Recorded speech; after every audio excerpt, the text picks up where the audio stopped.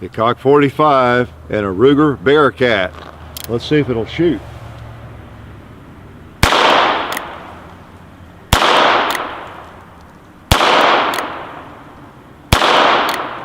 One, two, three, four, five. Oh, there's a real one. Let's see if it'll. Yeah, that should have been it. It was. Yes, the Ruger Bearcat. We had a lot of requests to shoot a Ruger Bearcat, and sorry, I'm just now getting around to it. Let's go over here and take a look at this thing. But this is the Ruger Bearcat. It came out in 1958. I remember my cousin had one, and his son, which I don't know what, third cousin, fourth cousin, I forget, we grew up together, and we used to mess around as kids in the woods and play, and got old enough we'd shoot together and everything. And his dad had a Ruger Bearcat, and I remember being out on the farm we owned for a while, and shooting that thing. And I thought, wow, it's neat. It's awfully small, but I don't know. It was kind of strange to me, but I remember firing that thing. So it would have been one of the early versions of it, made, in the probably late 50s. Had to be the late 50s, because that was in like 61 or 62 probably. And I think the early ones had an alloy frame, so they were a little bit different, but these are steel. So let me load it while I'm yakking, but they made this thing from about 58 to about 74, and they discontinued it. In 74, Ruger patented the transfer bar system in there, where it's a little bit safer. You can load 6, in a single action, and they couldn't adapt it to the Ruger Bearcat for some reason at that time. They did their other revolvers, and so they discontinued the Ruger Bearcat until when was it? In the 90s, I think 93. And then started making it again. So this thing went for about 20 years without being manufactured. But it's a popular little pistol. I just never owned one myself. And being a cowboy guy, a Western guy, you'd think I'd have had one somewhere along the way, because it is kind of a miniature version of, the Old West. I've got these out here for a reason. I'll shoot these 6 and I'll explain it. Always looking for a reason to have some other cool guns out, right? No, there is actually a reason. But yeah, it's kind of a cowboy miniature Colt single action copy, that sort of thing. And most of us grew up watching Westerns, if you're in my age bracket for certain. And even now, there's a lot of Westerns, so everybody's familiar with the old single action revolvers. And this is, in keeping, with that theme, isn't it? In a 22. So it's kind of neat. It's a good little plinker. Oh, that guy's got some juice left in him. Let's get him while he's down. Let's get that guy. Wow. Oh, there's a 2-liter. Whoa. Interesting how a 22 sometimes has as much reaction as a 40 or a 9mm or something. There's a couple of 12 ounces hiding there. I think I might be empty. No, I'm not. I should be now. Yeah. So, yeah, it's in keeping with that theme, and let's empty it. Same way. It's interesting. You got that transfer bar system, which I've shown you before. That, let me show you. It comes up, and for that firing pin to hit the round, or for the hammer to make contact with the firing pin, or to have any impact on it, have any effect on it when it impacts it, that transfer bar has to be up. See, it comes up, I'm pulling the trigger, and the way the hammer is cut, then when the hammer hits that transfer bar, it transfers the power to the firing pin. Then when I let off, it's down now, so it's not resting and putting pressure on the actual back of the shell. Okay, so that's the genius of that. And a lot of the newer, the Rugers, I guess all the Rugers have that, and even some of the others. It allows you to load 6 safely, and it allows you to be safer with 6 in it, or around under with 6 in there, and have one in the top chamber with the hammer against it, because it's not really against it. That's what I'm getting at. And you've seen the video, hopefully. Should I load 5 or should I load 6? Or should you load 5 or should you load 6? That's the name of the video. I always forget the name of it. You might want to look it up, search for it. And we demonstrate that pretty conclusively, why you just load 5 in a traditional single action like this one, okay? Because you don't have that kind of transfer bar or anything. So, and actually a lot of that goes back to some of the lawsuits against Ruger back in the 70s, where you know, some people had 6 loaded, and I think one was on the dashboard of a truck and fell off on the floor, and it went off, you know, hit on the hammer and shot the guy in the leg, and someone else dropped one on the ground and shot him. And so they were under the gun there, literally, well, figuratively, but they were under the gun with lawsuits and big payouts and everything. That's why you see, I think, read the instruction manual on all the Ruger barrels. And so I was all involved in the settlement. I don't know all the details, but that's why all that came about, and this transfer bar system and everything, okay? But now, you can still buy firearms that don't have it, of course, and, you know, Colt doesn't use it, and Colt clones, of course, you know, if you're going to have a traditional action like this, it's just different, and you just load 5, and then you're safe. So it's just something to be aware of.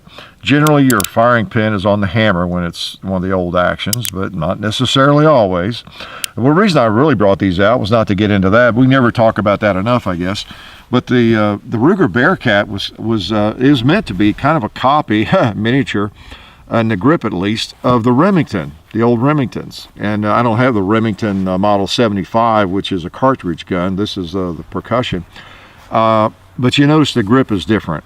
You know, you can see it even looks the same the way it's cut, and it's a little longer. The top part of it comes back and down longer than the Colt does. Now, I actually prefer the Colt. You'd think I would prefer this because of the length and the added length and everything, but the Colt actually feels better to me. But you can see it's kind of a copy of the Remington there, okay? So if you didn't know that, and maybe it is good because it's a small gun, and it does bring it back a little bit, and maybe it makes it a better fit for people with average or large hands. So the Ruger Bearcat has kind of a cult following. It's they're collectors, and it's just a neat little gun. As I load it, let's see, there's really nothing to take apart other than I'll take the cylinder out. You cock it halfway. I already emptied it, and you push the reverse release there, and you pull out the base pin, and the cylinder comes out. So it operates much like a traditional single action. Okay, and then back in there, it's just a 6-shot. Sometimes this is a little tight, but I could probably do it if I hold my mouth right. There we go. Right back in. Now, this is the second one I had. The other one I got I requested from Buds. I shot it 6 times, and then I got it locked up, and I couldn't get anything to budge. I couldn't get the pin out. I couldn't get anything out. I don't know if it was something I did or it was a bad gun, but we sent it back, and I'm sure they fixed it without much trouble. But because they seem solid, and you know, I mean, I don't think there's a problem generally with the Ruger Bearcats. I think that one was a little bit of an aberration. Don't know, but I did have a little trouble with that one, and this one seems fine. Feels good. Like I say, 1958, and then they didn't make them after 1974. Took a break, and then when they figured out how to get that safer transfer bar system in it in 93, they've reintroduced them. And now they're available in, I think, different barrel lengths. You can get them with adjustable sights, and get them in stainless, and so you can check their website. So they're available in different configurations. I think they've even done some special runs with Lipsy's one of the distributors. I guess Lipsy's a distributor, but some, you know how gun companies will do. They'll have someone make a special version of their firearm or add some things to it. So who knows what all's out there in the Bearcat ring or genre. And I personally, I don't want one with an adjustable sight. Now, some people, that's their major complaint, and that's what they would be looking for, one of these cool little single actions with an adjustable sight, so they might be able to hit better with it. I'm a little strange in that regard, and I don't deny it. If I want a Western style revolver I want a Western style revolver. And putting big old adjustable sights on them, oh man, Colt makes a, I think they call it the New Frontier. They've made it for a good while, and they've got adjustable sights back here, and I think even a taller front sight.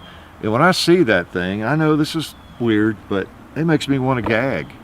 I mean, it's just, this gun should not have a big old adjustable sight on it. I'm sorry. It's a little bit like putting a telescopic sight on a Hawken muzzle loader or something. It's not that bad, but it strikes me that way. And I know it'll make it shoot better. You can hit better with it. So what's wrong with you, Hickok? Yeah, if I'm worried about shooting tighter groups with a little pistol like this, a little plinker, I'll just get a double action or a modern style pistol, you know, or a target 22. There's lots of them out there. I just want my Western style gun to stay Western. What would John Wayne think, you know? That's just what always comes to my mind. I do not want to offend John Wayne or the ghost of John Wayne. Let's shoot a tin can though. All right, let's shoot the other one. I'll tell you what, let's stir them up a little bit and shoot that empty spray can. Ah, yeah, went right on through.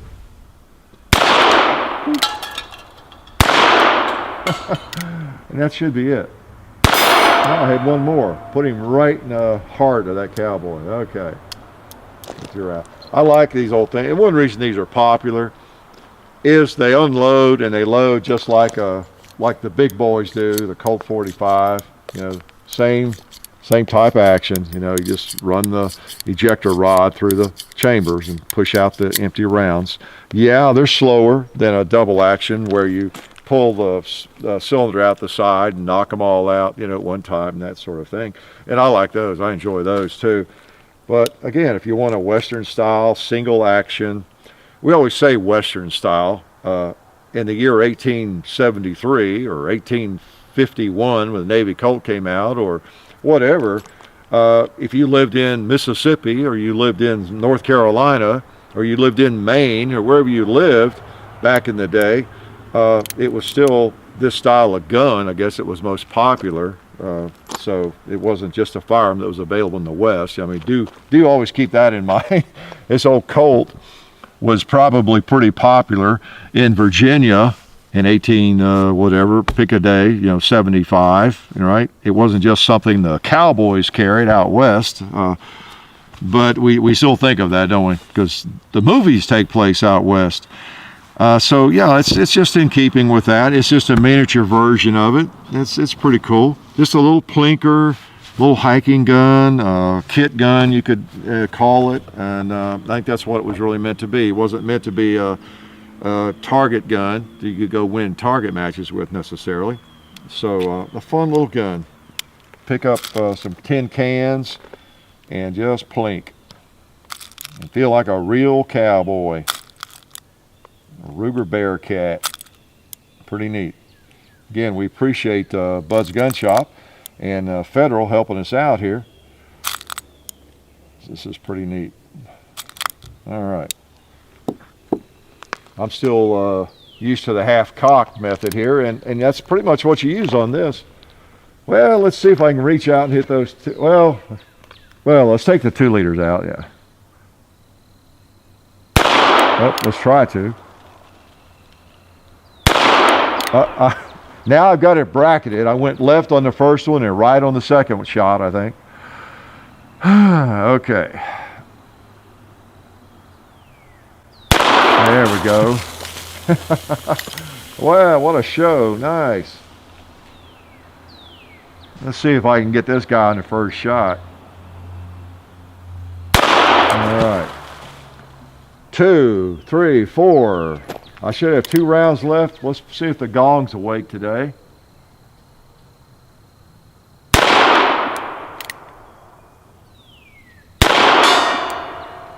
I think I heard that one. I think the first one I might have held too low. All right, so again, it's how you unload a single action. I know the movies make it more awkward, but that's all it takes right there. Pretty cool, huh? All right, what did I forget to tell you about it? Well, you know, non-adjustable sights, nothing all that unusual about it. Been around a while, and they're available now, obviously. So if you want something that, well, we still say you could shoot more cheaply, and I guess it is cheaper than shooting a 45, even though 22 ammo has gotten a lot more expensive in recent years. But if you just want something to plink with, it's not a bad little pistol.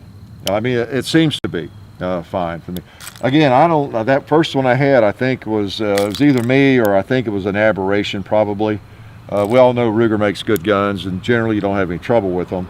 But you can have trouble with any of them, and I wanted to at least mention that and not let it slide, because even if it is an aberration, it's good. It's good to know. Or even if it was my fault, somehow I locked it up, and I do have a lot of experience with single action firearms, so one would think it shouldn't be that easy to have a problem like that, but I managed to do it somehow.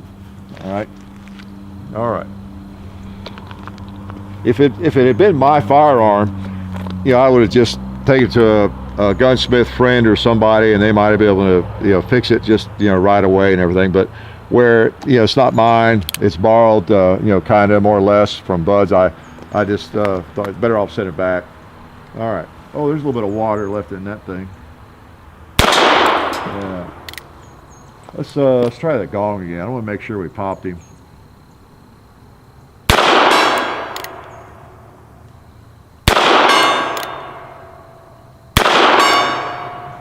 Yeah, I heard those. Okay. And the red plate down here, a little bit closer. Cool. It pretty much goes right where you think it's going to go. I think the sights are pretty much right on. And of course, that's one problem. If you have non-adjustable sights and they're way off, that can happen sometimes with a Colt single action. They're usually not way off, but it'll print higher, to the line of sight sometimes. I've just had one in my life where, with a Colt single action, where it shot to the left a fair amount. It was a short-barreled Colt single action, an old one. It shot pretty much to the left. I finally traded it off. It was not a gun I was going to shoot a lot, but it just bothered me that it was off that much. There's not a lot you can do, if the sights are not on.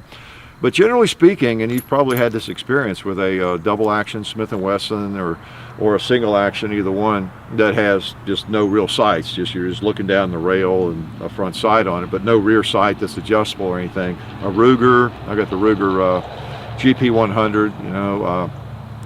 It doesn't have adjustable sights or anything. Those guns generally hit right on. It's rare that they're off. Almost never left right. Windage.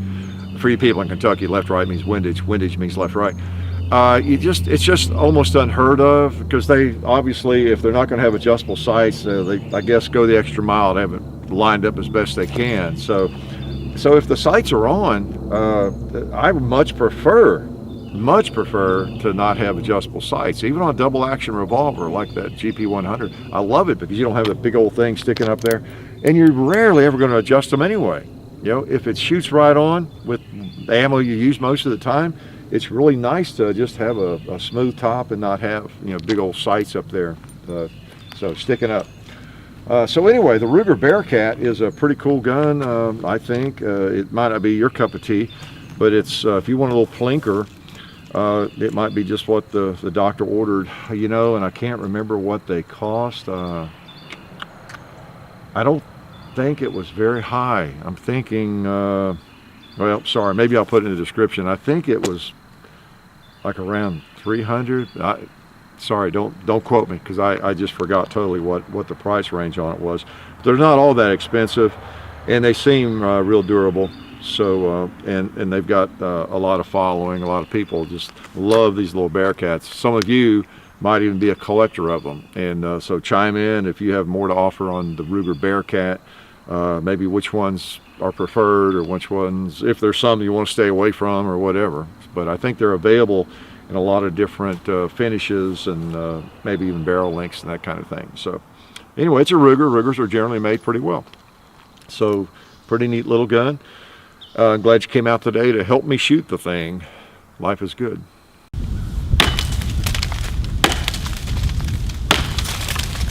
Oh, well, since I'm still here, let me take this moment to thank SDI, the Sonoran Desert Institute, for their support of the channel. We appreciate their help. SDI is a place where you can get certified in gunsmithing. You can even get an associate's degree in firearms technology and work in various areas of the firearms field. Might be appealing to you. They work a lot with veterans, and just a pretty cool place. So check out the link, sdi.edu. The link is in the description of most videos, almost all videos for the last 6 months or more. So check that out. Also, while I have you, since I'm still here, be sure to check the links in all the descriptions, because we're on Full 30 now, also with all the videos. So there's a link in the descriptions to Full 30, as well as, of course, our sponsors, SDI, budsgunshop.com, Federal Premium. So all the good information is there, as well as keep in mind that on Hickok 45 and Son, we have quite a few videos over there. John's doing the Gun Culture radio show over there. Check it out if you haven't done that yet. Our Facebook page, the Hickok 45 Facebook, the Hickok 45 and Son Facebook page. That's where we try to stay in touch with you and give you a little extra information. Even post pictures and a little video occasionally, just whatever. Mainly just a way to keep up with you all and provide some more information. We're not really Facebookers, but it's a pretty good system for that, even though most of us are not in love with Facebook, right? So check all that out, and you really had better check it out, because I might just have to come to your house and have a chat with you if you don't. And I expect to have coffee and donuts ready when I get there.